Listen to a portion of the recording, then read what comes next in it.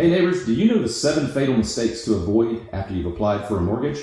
Well, you're going to right after this. Let me show you something.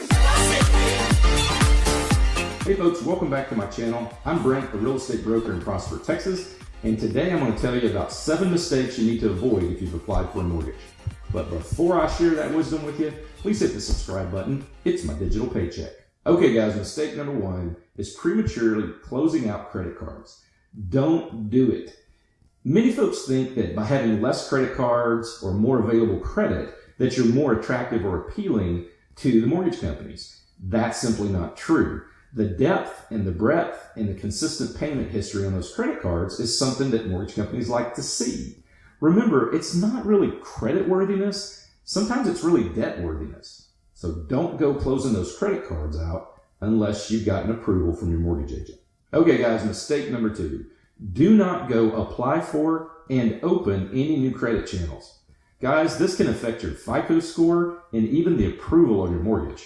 Anytime you open a new line of credit or even apply for it, it sends off signals and your mortgage company will see them and it will affect your approval or your score. Okay guys, mistake number 3. Don't go change banks and don't go change accounts. Mortgage companies like to see consistency in your finances. They want to be able to track your assets and track your accounts. If you start going flipping banks and flipping accounts, they kind of view that as uncertainty and they don't like it. All right, mistake number 4. Do not go cosign for any loans.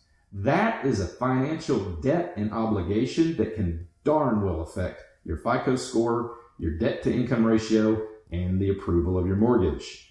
It doesn't matter if you swear on a stack of Bibles that you are not going to be the one paying for Aunt Tilly's new Porsche. The bank thinks you are liable and therefore it goes against you. Okay, mistake number 5. Just don't make any big purchases. Wait till you close on the home.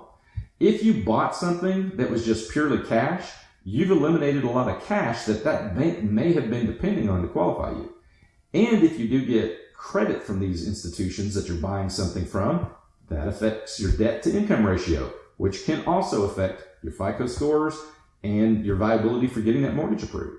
Okay, mistake number 6. Now this one seems ludicrous to me, just like it probably does to you, but don't go deposit lots of cash in your accounts. Banks like to be able to trace your financial assets and where is it coming from.